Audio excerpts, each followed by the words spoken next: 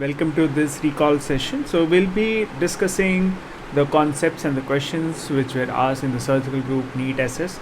So I have tried to accumulate all the questions with the proper options so that we can help you to understand what have you done wrong, or where have you made mistakes, or what is the correct answer. So we have tried a lot to gather accurately so that it helps you.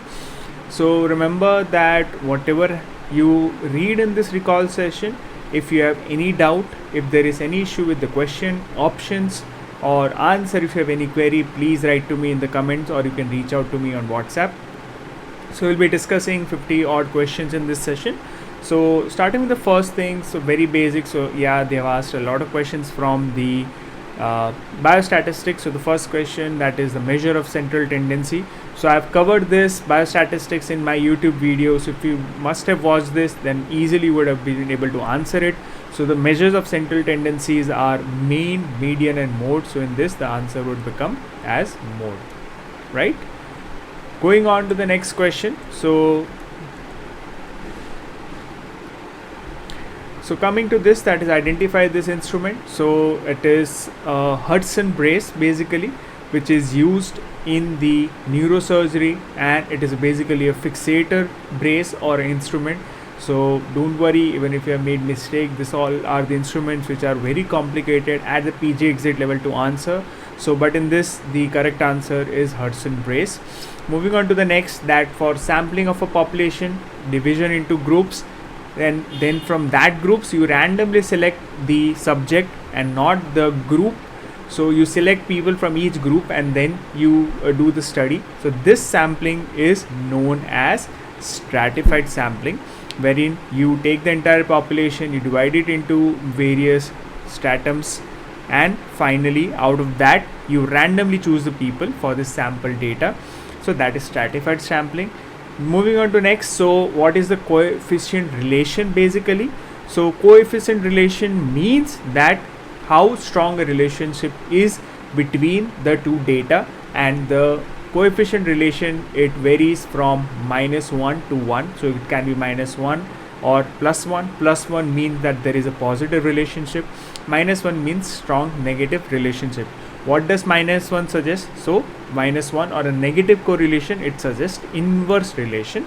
So what is inverse relation? That one increases and one decreases. So when one A increases, B decreases. So the answer would be this.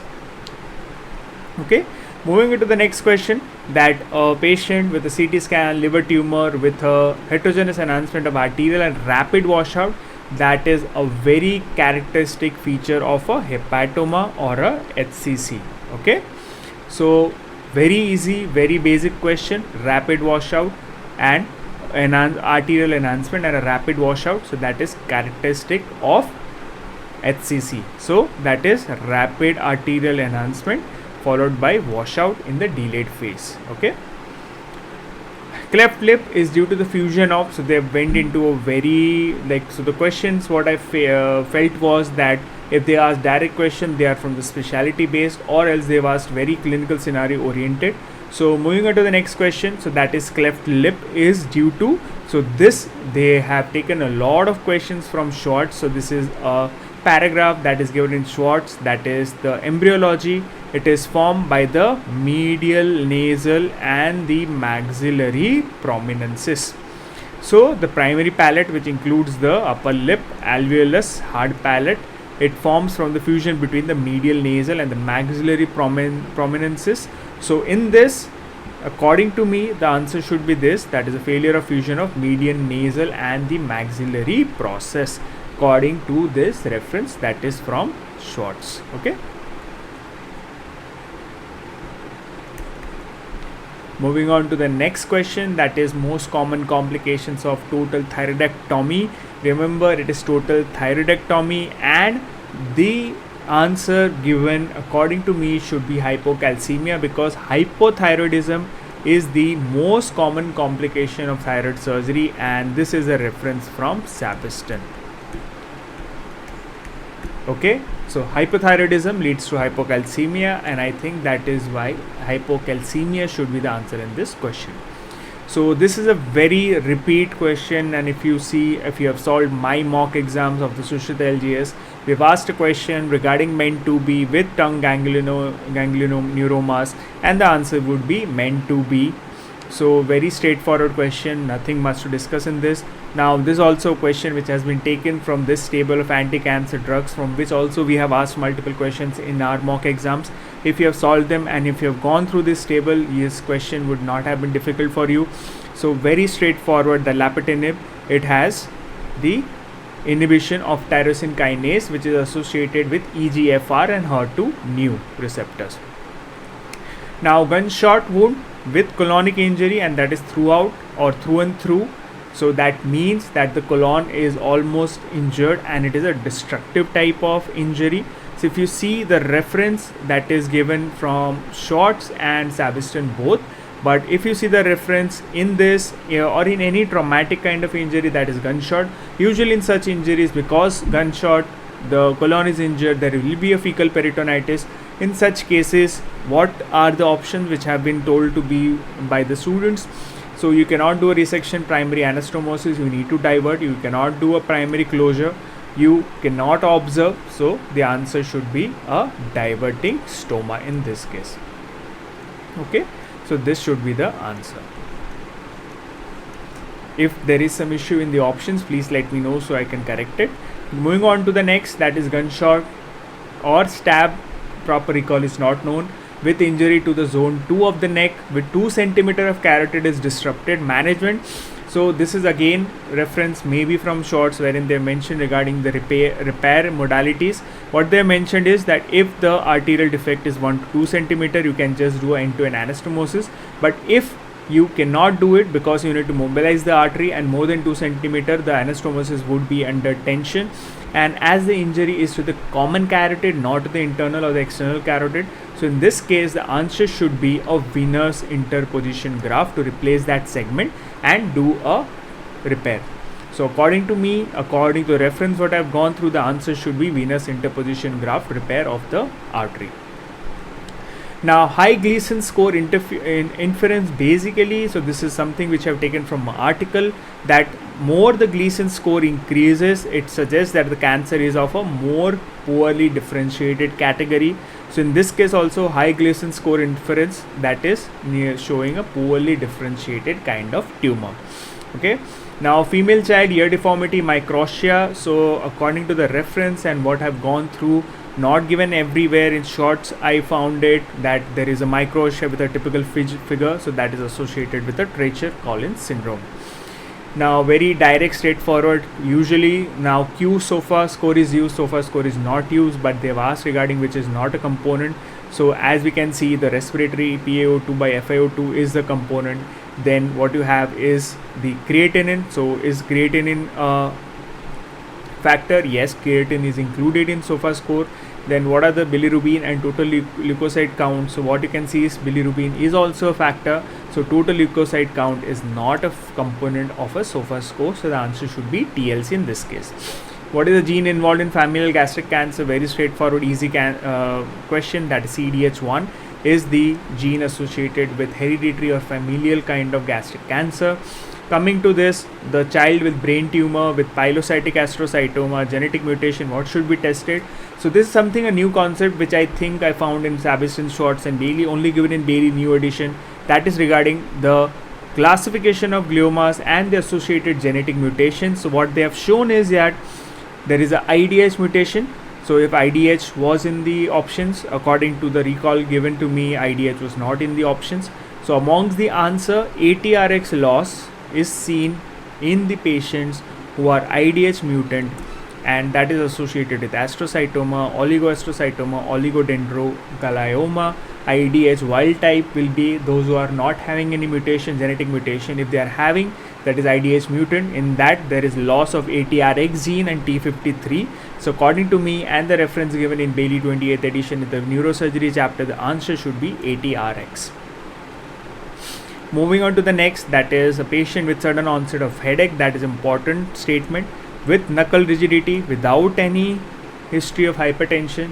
So as we know, subarachnoid hemorrhage, worst headache of a patient's life, spontaneous origin, and with knuckle rigidity, which is a component used in the Hunt and Hess grading scale. So in this the answer should be SAH. So if you see this, the Hunt and Hess grading system for SAH shows headache, knuckle rigidity and the other neurological deficits. So they have emphasized a lot on short this time, I felt so, according to the recall what I am gathering. Then a patient with carpal tunnel syndrome, nerve block given. It was lasting for 8 hours, so that is a long acting drug. So if we take this table, the drugs which are having the duration of long, that is 75 to 200 minutes, that is more than 4 hours. So amongst the option given, bupivacaine, we also know that it is a long acting anesthetic, so that seems to be the answer in this case. Onset of which symptoms indicates high risk of mortality in aortic stenosis? Now this is a very difficult question, I must agree. Now what I read is that initially this is something which I have taken from the Sabiston. So what they mentioned is that regarding the survival, the patient presenting with angina have a longer survival. If they present with syncope, shorter survival, and if they present with heart failure, then much shorter. So the onset of which indicates high risk of mortality. So answer according to me should be heart failure in this case, according to the reference which is given from Sabiston. Now patient 15-year-old, mild pulmonary hypertension, mitral stenosis with no calcifications, wall is pliable, treatment. So if you see the percutaneous balloon mitral commissurotomy paragraph given in Sabiston, they have clearly mentioned that it is indicated in mobile, non-calcified, thin valves with absence of moderate to severe mitral regurgitation or a LA thrombus.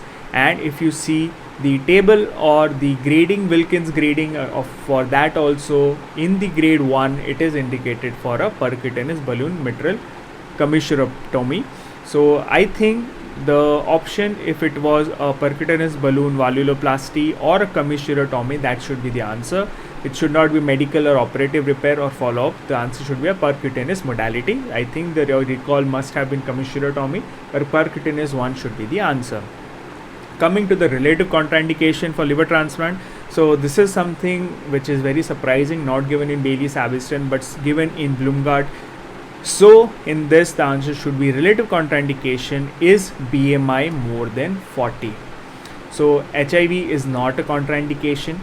Then miliary TB is the absolute or totally contraindication for liver transplant, and active alcohol abuse is also an absolute contraindication.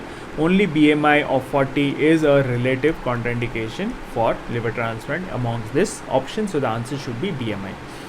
Coming to a patient with surgical emphysema, the scenario given was for a injury following wall which has fallen over old man. ICD has been insured for pneumothorax. Surgical emphysema in the region of neck and shoulder. They have not mentioned regarding the clinical stability of the patient, or they have not mentioned if the patient is unstable or stable, which according to me should have been given.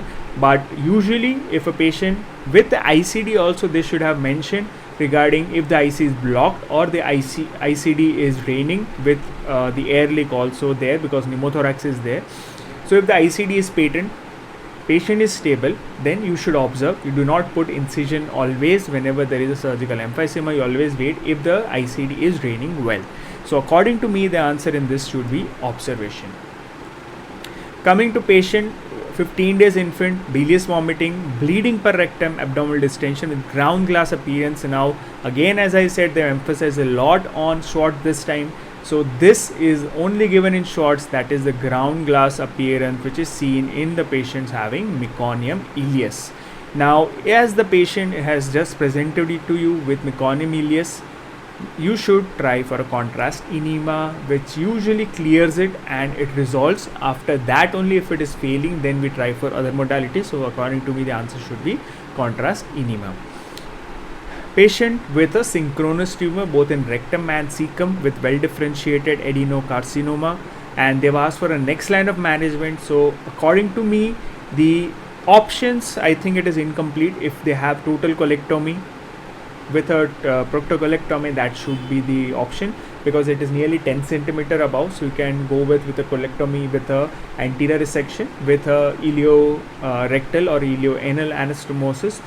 So if the option is total colectomy, that should be an option. There is no total or subtotal in this case, so I am not sure. But according to the paragraph given in shorts, that is a patient with a synchronous tumor that is having field defect, that is both colorectal neoplasm, there should be a total colectomy in that patient. So if the total colectomy was the option, then I think that should be the answer. Now this is a very difficult question that is regarding the iliac bone grafting. I had to search a lot for the references and could not find according to the options given, but what I found was that it is iliac bone can be taken up to 16 centimeter of graft can be taken. It is used for mandibular reconstruction, so it is resembling mandible, as it is an autologous graft, so the osseointegration is also easy, and as the iliac bone is a very prominent and external structure, easily exposable, so the osteotomy is not difficult, and according to me the answer should be osteotomy is difficult in this case. Choledochal cyst resembling type accessory gallbladder, very easy, very straightforward, that is it is type 2, that is what you see in this figure, that is taken from Sabiston. So it is straightforward type 2. Now ATLS, site of needle insertion in tension pneumothorax, so it is changed from 2nd to 4th to 5th, and according to me the recall was 4th to 5th intercostal space anterior to anterior axillary line. Actually it should be anterior to the mid axillary line, so there's a reference taken from the ATLS recent edition. Pregnant woman with breast cancer, I had asked a question from this topic of pregnancy with breast cancer, which is given in shorts, and they have asked the question from the same topic. So I have been trying to cover all the important topics in my content. So in this, neoadjuvant is given in 2nd or 3rd trimester. Mammography is not sensitive. Lobular hyperplasia can resemble malignancy. So here it is not having poor prognosis compared to non-pregnant. So the statement that is given at end, that is pregnant women with breast cancer have a prognosis which is similar to that of non-pregnant breast cancer. So the false statement should be B, that is poor prognosis compared to non-pregnant women. Triad of RCC is straightforward from the 27th edition of Bailey. So the answer should be the classic triad is seen only in 10% of the patients. Okay, straightforward question. Blood supply when the brain ischemia occurs, taken from Bailey and Love. So the answer should be less than 20. Normal is 55. If it goes below less than 20, then ischemia results. D2 gastrectomy, which of the following is included? So splenic is included, middle colic we don't do in D2, retropancreatic we don't do, atocaval we don't do, we only do splenic usually. So it is splenic is the answer. So D1 is up to station 1 to 6, D2 is 1 to 11, and when we go up to 16 then it is D3. So middle colic, retropancreatic, aortocaval all will not come off or become a part of D2. Usually splenic is included in D2. Again, this is a question which is I could not find in the conventional textbooks. I needed to search articles for the same. So if we see the serrated pathway, in that also they asked regarding a sessile serrated pathway. So the genes involved is BRAF. Then you have the CIMP pathway, you have the MSI, you do not have BRAF. So you do not have KRAS in this case, you have BRAF, you have MSI, and you have SIM pathway. So the KRAS should be the answer in this case according to the article reference which I have found for this. Which of the following is not a stage of graft uptake? So we have imbibition, you have inoculation and revascularization. You may be primary contracture, actually it is occurring according to the thickness of the graft. It occurs in all the split thickness, full thickness, and split thickness, thin and thick. So according to me, maturation is not a stage of graft uptake. I could not find a solid proof whether it should be a primary contracture or a maturation, but according to what I went through in Sabiston and Schwartz, I feel maturation should be the answer in this case. Now, which is correct regarding split thickness and full thickness? Again, this has been taken from a table which is given in Schwartz, so they have concentrated a lot on Schwartz this time. So this is a table which is given only in Schwartz. So in this answer should be that they have compared, they are asked regarding which is for split thickness in compared to full thickness. So the split thickness has a lower primary contraction, so less primary contracture. Okay, then you have secondary. So the secondary is obviously more in the split thickness, so secondary is more, and the metabolic from the recipient bed is required more in the full thickness and less in the split thickness. So the answer should be less primary contracture, more secondary contracture, and less metabolic demand from the graft bed. So they have concentrated a lot from short this time. That is what I felt when I was going through the recall. Now regarding keloid, again this has been combined from Sabiston and shorts. So the keloid, they are having less collagen and less vascularity. They are usually avascular sort of, and collagen are virtually absent in keloid.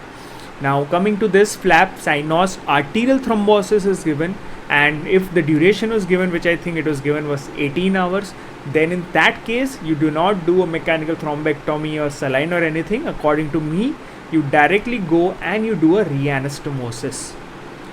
You see that the artery is thrombosed, so you always need to go open up the anastomosis and clear it, and you need to need to redo the anastomosis. You cannot do by anything else in arterial thrombosis. You cannot do by mechanical thrombectomy. You need to open the anastomosis and you need to redo it. You cannot do by just doing thrombectomy, heparinize saline, and you close it. You always need to do a redo anastomosis. Post-hepatic IVC bleed, which is a straightforward taken from this description given in the Sabiston trauma. So always you go for a complete vascular isolation, that is with a Pringle. You try to search by Pringle, or if you are unable to stop the bleeding, that means it's a retrohepatic, so you need to do a atriocaval sort of shunt, that is a complete vascular isolation to find the hepatic venous injury and repair it. You cannot do by any other means. Surgery not done in chronic pancreatitis, very straightforward, easy question. It is Appleby. Appleby is used for a celiac artery involved cancer of the pancreas. When you resect it with a celiac artery section, that is known as Appleby procedure. All others, that is phrase, that is a head coring with a lateral pancreatic jejunostomy. Dual is a covering of the pancreatic just distal dissection with anastomosis, and burn is a duodenal head preserving resection. So these are all for chronic pancreatitis. Appleby is not used for chronic pancreatitis, it is used for pancreatic cancer. Now this is a question which I needed to go to the articles on net to search which of the following is used for chemo prevention. So I found an article wherein metformin has been prescribed, which has anti-cancer properties, and it is used for chemo prevention. So answer is metformin. Final bowel position after LATS procedure, very easy, that the cecum colon lies to the left and the small bowel lies to the right. Very nicely explained and given in the Sabiston, wherein after repair the cecum lies to the left and the intestine is put, that is small bowel lies to the right. So small bowel to the right, cecum and colon to the left, and that is why we also do appendectomy in patients wherein we are doing a LATS procedure. Least effective dye, so we use methylene blue. Sometimes we combine methylene blue and isosulfan. We use technetium sulfur colloid. ICG is a least effective dye for sentinel lymph node biopsy. More commonly, we use isosulfan blue, methylene blue, and technetium sulfur colloid. Double bubble appearance, postnatal, non-bilious vomiting is slightly confusing, but if they have given a double bubble, you should blindly answer duodenal atresia. Pyloric stenosis it will have non-bilious, but it will not have a double bubble appearance. Esophageal stenosis will never present with double bubble. Gastric volvulus also will not have double bubble. So in this case, the answer will be duodenal atresia, which we have also asked in one of our mocks. A young boy, non-healing fracture of femur with PTH increase, calcium hypercalcemia, systema showing a foci in the posterior mediastinum. So the diagnosis, according to me, as per the references, that is again from shorts. So the hypercalcemia, which is associated with malignancy, that is commonly with bone mets and solid tumors of lung, they usually have hypercalcemia, and in this case, if you see the adenoma, that is parathyroid, intrathymic superior parathyroid gland adenoma, will never present with a non-healing fracture of femur. and parathyroid carcinoma will have a PTH that is almost 5 times the normal. So in this case, according to me, the answer should be a lung malignancy secreting PTH related peptide. Coming to this lady, urine recurrent stones, UTI, high PTH, calcium levels, normal phosphate, vitamin D levels. So it is a very straightforward that it is pointing towards a primary hyperparathyroidism. Okay. IAP measuring best is a bladder pressure monitoring. Again, this is from shorts, so they have taken a lot of content this time from shorts. So abdominal compartment syndrome, bladder, the vesical pressure monitoring is the commonly used, and so in this the answer should be a bladder pressure monitoring should be used for the measurement of intra-abdominal pressure. So this is again taken from shorts, and the most common technique to measure is that is given in here. That is most common technique is given is patient bladder pressure. Active bleeding in splenic trauma, free fluid will not suggest that there is active bleeding. Subcapsular hematoma and perisplenic hematoma will also not be suggestive of active bleeding. When you do a CT and you see a hyper-attenuating lesion or the foci in the spleen, that means there is a active contrast extravasation. So in this case, the answer should be B, that is hyper-attenuating foci in spleen. If you see the ask grading also, if there is any active bleeding and there is an image which is given in the Sebastian, that is splenic trauma with a hyper-attenuating foci in the spleen, that is suggestive of active bleeding. So the answer should be B. Now this is a question which is repeat directly, which has been asked in our mock, that is the contrast agent used in contrast MRI lymphangiography, and answer is a gabapentin diameglobin. Answer is from a Sebastian 21st edition. Gastroenterology. Now many of you have answered uncal herniation, but actually the answer is a brainstem or a midbrain dysfunction which is given in Bailey, that is midbrain or brainstem dysfunction may produce gaze paresis, that is inability of the eye to look across beyond the midline. So if the option was brainstem or a midbrain dysfunction, then the answer should be that. Now this again repeat from what we have asked in our mock, that is the 10-year patency for Lima is highest, that is 95. They asked in a different way, that is the best 10-year outcome is associated with graft, so it is Lima. Rima does not have, we use Lima, and in venous graft the patency rate is only 50 to 60%. So the answer in this case is Lima. And which of the following is the last question for this session, that is selective shunt they have asked, directly taken from Bailey, and the D is a distal splenorenal shunt. So that is a selective, all the others are a non-selective kind of shunt. So the answer in this should be D, or the figure which is showing a distal splenorenal shunt. So this is the end for this session. So I have tried to discuss the 50 questions. I'll be covering the remaining in the remaining part of the session. It will be better if you can reach out to me with the correct question stem option, so that I can prepare, recall and let you know, so that it clears your confusions also. If you have any doubt or any error which I made in the discussed question, please write to me in the comment section or write to me in the WhatsApp. And if you have any more doubts, also reach out to me. And thank you so much for watching.